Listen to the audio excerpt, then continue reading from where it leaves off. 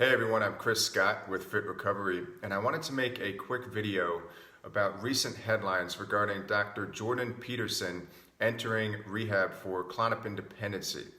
And there are a lot of misconceptions and myths floating out there, especially online, and I think this is a good opportunity to clear some of those up and also to provide some hopefully useful information in case you or anyone you know is going through something similar, whether it's a dependency or an addiction, and there is a distinction which we will get into, and whether it is to benzodiazepines or alcohol or anything that stimulates GABA.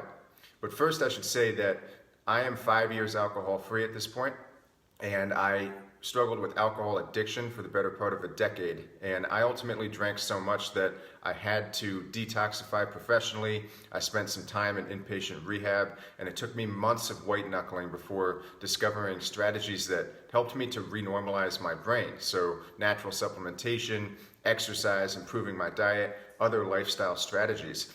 But there is a difference between drug addiction or alcohol addiction and chemical dependency to something to which you've been prescribed by a doctor.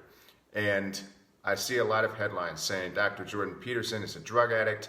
They're written by his usual detractors looking for an opportunity to kick a guy while he's down. And in full disclosure, I should say, obviously I don't know Jordan Peterson, but he's been tremendously inspiring to me and many of my friends and family members, and also my private alcohol recovery coaching clients. So I think it's a good thing to stand up for someone when they're being called names, which I reject in the first place. I mean, I don't like the label alcoholic. I don't call myself an alcoholic. I don't like the label drug addict.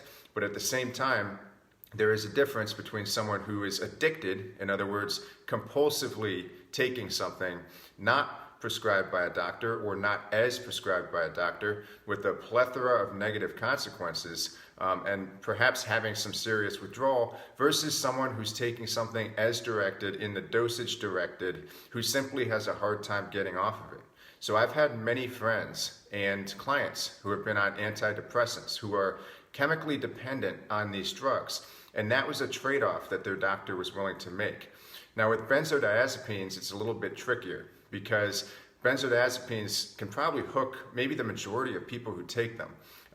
Jordan Peterson's daughter, Michaela, made a video in which she noted that anyone who takes clonazepam, and Klonopin, I believe, is the brand name, clonazepam is the generic name, for a certain number of weeks, could be 2 or 6 weeks, could end up becoming physiologically dependent on that drug.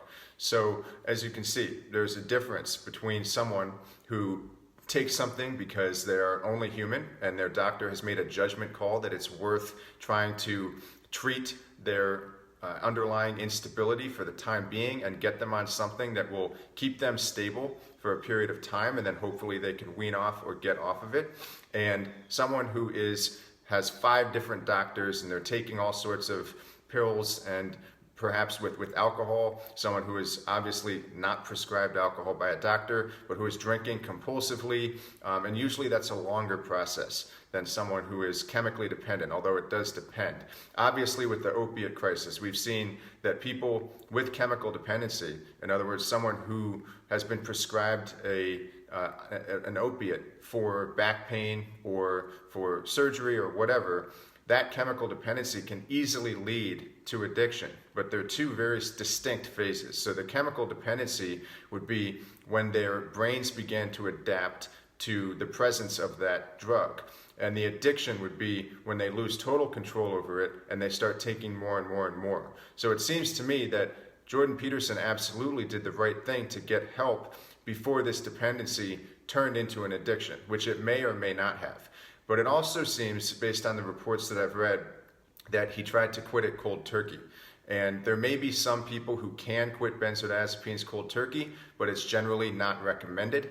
And anything that stimulates the GABA system is going to be very tough to get off of quickly, cold turkey. That's why they say don't quit alcohol cold turkey. Don't quit benzodiazepines cold turkey. There are other drugs that stimulate GABA, and you want to be very careful with that, because GABA is the primary calming neurotransmitter in our brains. And so when you take a benzodiazepine, or if you drink alcohol, what you're doing is you're substituting a substance that is the same shape as GABA on a very small molecular level, and it fits into those receptors. The brain responds after repeated use. Whether you've got a prescription for a benzo or whether you're drinking, the brain adapts by producing less natural GABA. And when that happens, it's not the case that if you quit, the brain will simply increase your supply of GABA to make up for the difference. What usually happens instead is that you go through a profound and excruciating withdrawal. Now, I've never been through benzodiazepine withdrawal, but when I was addicted to alcohol, I had horrific withdrawal, and it was horrible. It was hallucinations. I think I had some seizures, but my memory is so hazy from that time that it's hard to know, but extreme excitability. And the reason for that is that GABA, the primary calming neurotransmitter, exists in a balance with a neurotransmitter called glutamate. And glutamate is the primary excitatory neurotransmitter in that it basically increases the electrical activity of our brains. And so GABA is dampening the electrical activity, glutamate is increasing it, and for a lot of people with anxiety disorders, or maybe they're going through a tough phase of their life, or maybe they have a lifelong deficiency in GABA, what happens is that there's an imbalance between GABA and glutamate. And so that can be temporarily ameliorated by taking a benzodiazepine under the supervision of a doctor. So when I quit drinking, I actually took a benzo called Ativan. And I was very carefully tapered off of Ativan over a period of about 2 weeks, maybe a little less than 2 weeks, but they didn't want to keep me on it for too long. And I can say that Ativan was very useful for me because it kept me from experiencing those horrible withdrawal symptoms that I would have experienced as a result of quitting alcohol cold turkey. And those withdrawal symptoms for alcohol can include seizures. You can also get seizures if you quit benzodiazepines cold turkey. So the bottom line is that messing around with anything that stimulates GABA is a recipe for danger if you don't do it correctly. And oftentimes there is room for error and bad consequences, even if you are taking a benzodiazepine that is more specifically targeting GABA, and even if you're doing it under the direction of a doctor. So I think it would be incorrect to say either that Jordan Peterson has done something wrong or that his doctor did something wrong necessarily, because they clearly at some point made a judgment call that it was worth helping him get through a certain phase and hoping that he would be able to get off of this drug. And it turned out that he ended up quitting cold turkey for whatever reason and had very bad withdrawal. And that's no one's fault. That doesn't mean that he's defective. It doesn't mean that he's a drug addict. It means that he's human. And it means that his brain had adapted to the presence of something that turned down his natural production of the brain's primary calming neurotransmitter. And that can be a very excruciatingly scary and painful situation. And as I said, I don't have experience with chemical dependency to drugs, but having been addicted to alcohol, I can absolutely relate to what that must have been like, because at least alcohol was targeting the same neurotransmitter system. Now, I'd like to discuss some things that I would do if I did end up with a chemical dependency to a benzodiazepine. At this point, it's highly unlikely that I will ever return to alcohol. I've wrote the book Drinking Sucks. I've reframed alcohol in my mind as a poison. But I can imagine if someone close to me were dying, or if I just had an enormous setback in life and I was having panic attacks, I can imagine getting temporary help from a benzodiazepine. Obviously, I don't expect that to happen, but let's say it did.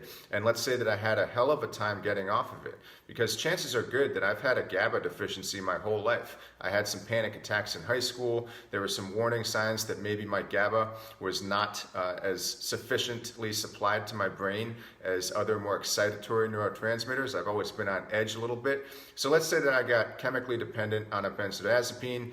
Well, I would probably seek professional help getting off, because I don't think that anyone should take it upon themselves to figure out how to deal with a powerful prescription drug withdrawal.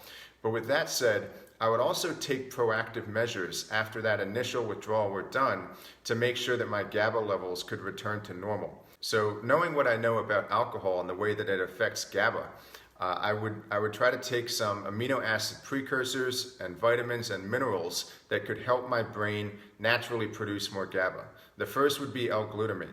L-glutamine is something that helps a lot of people with alcohol cravings. It's a precursor for GABA, and when taken in conjunction with vitamin B6 and magnesium, any form of magnesium that's bioavailable, so magnesium citrate or magnesium threonate, there are a bunch out there. You can actually get your brain to produce more GABA and you'll feel more calm.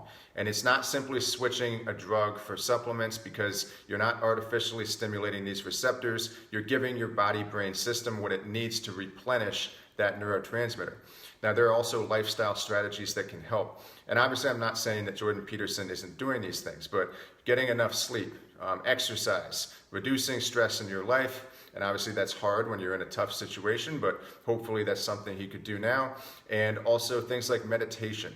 So there are a number of proactive steps that people could take, and it's unfortunate that he probably will not hear about the possibility of using natural, very benign, very affordable supplements to kickstart his brain's production of GABA, because in my view, the nutrition approach to dependency, to addiction, to brain rebalancing is all but suppressed. And there's really no incentive for any pharmaceutical company to tell anyone about it, because you can't patent these compounds. There's not a lot of incentive for rehab centers to tell people about it for various reasons that I don't want to get into here. But it is something that I would absolutely look into if I were in that situation, and I hope that he does hear about it. And actually, we recently had a podcast episode. I co-host the Elevation Recovery podcast with Matt Finch, who founded Opiate Addiction Support. Matt Finch interviewed Julia Ross, who is a pioneer in the nutritional approach to addiction and also to mood rebalancing and optimization. So that's something that if you or anyone you know is struggling with anything that targets GABA, whether it's alcohol or benzodiazepines, these things can be useful for you. I just want to reiterate that just like with Jordan Peterson, if you have become dependent on something or even addicted to something, and it is stimulating your GABA receptors, you're not defective. There's nothing wrong with you. In my view, you don't have a disease. What you have is a dependency caused by a natural, predictable brain adaptation, a response to the continued presence of something that's exerting a very powerful influence on your neurotransmitter balance. And so that's going to come with withdrawal, and it could lead to addiction if you only have a drug dependency. But the best thing to do is always to get help, as Jordan Peterson has done, and then to try to take proactive measures for yourself. And if you have enjoyed this video, then please give me a thumbs up, subscribe, and stay posted for more, and check out the Elevation Recovery podcast. Thanks for watching.